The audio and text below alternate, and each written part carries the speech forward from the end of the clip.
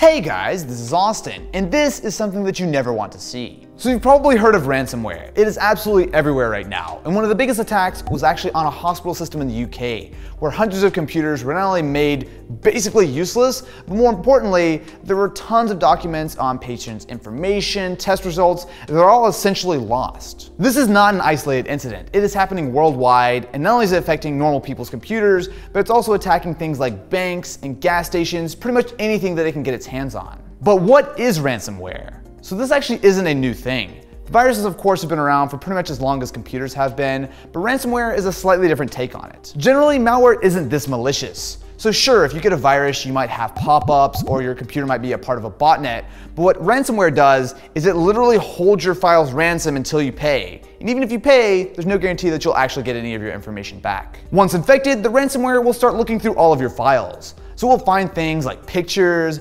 video, music, documents, pretty much anything it can get its hands on and start encrypting it.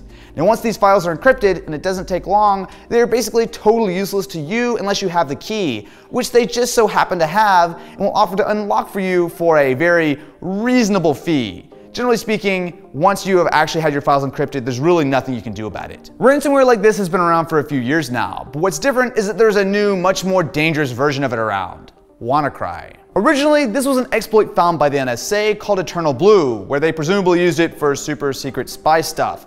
However, one of their servers was actually leaked and lots of their tools were available publicly, including this one, where bad things started happening. Eternal Blue is an exploit in Windows networking that is especially dangerous because you don't need to be doing anything wrong to be affected. So you take that and you combine it with ransomware, and you have a very dangerous combination. The good news is that Microsoft has already released a patch to deal with this exploit, but to show you how big of a deal this is, they even released an emergency patch for Windows XP, which came out in 2001. If your computer is fully up to date, you are safe from Wannacry, but of course there are lots and lots and lots of computers that are not fully up to date.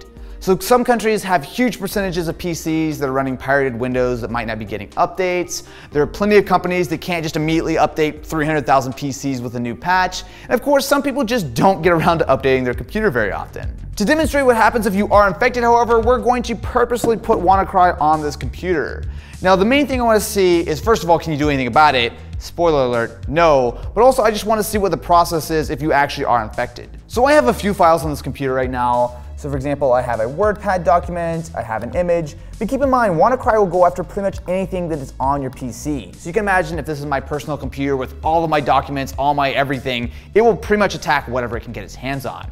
So what I'm going to be doing is actually manually triggering Wannacry. Generally, if this is you and you were infected in the wild, you wouldn't really have to do anything. It would just show up on your computer, attack all your files, and you wouldn't even know anything was going on in the background. But let's find out what happens when you are attacked by Wannacry. All right, let's give this a try. Oh wow, yep, that's doing stuff. That's immediately doing stuff.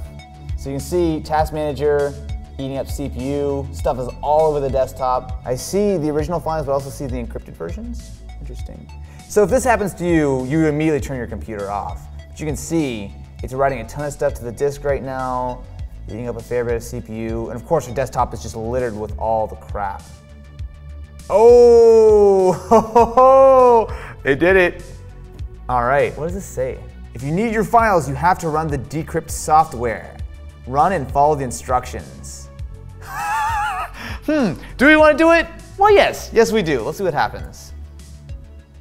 Oh, there we go. What happened to my computer? Your important files are encrypted. Many of your documents, photos, videos, and databases are no longer accessible because they've been encrypted. I love it.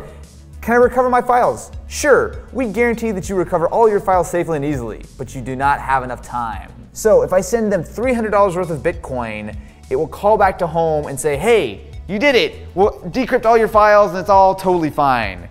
Except, who knows if they actually want to do that. That was quick. Now, of course, there weren't a ton of files on this computer, but you can see, if I go to try to open up maybe like the file or anything, it just brings it, it's like a .WinCry file. Okay, so if I try to open it up, yeah, it's all complete garbage. So it's encrypted, there's no way I'm doing anything with that. Thankfully, this version of Wannacry has mostly been taken care of at this point, but there's always going to be another big exploit that will come out of nowhere. So please, keep your computers up to date, keep your phones, tablets, toasters, whatever the case is, keep it up to date. Anyway, let me know what you guys think about Wannacry and all of this craziness in the comments below, and I will catch you in the next one.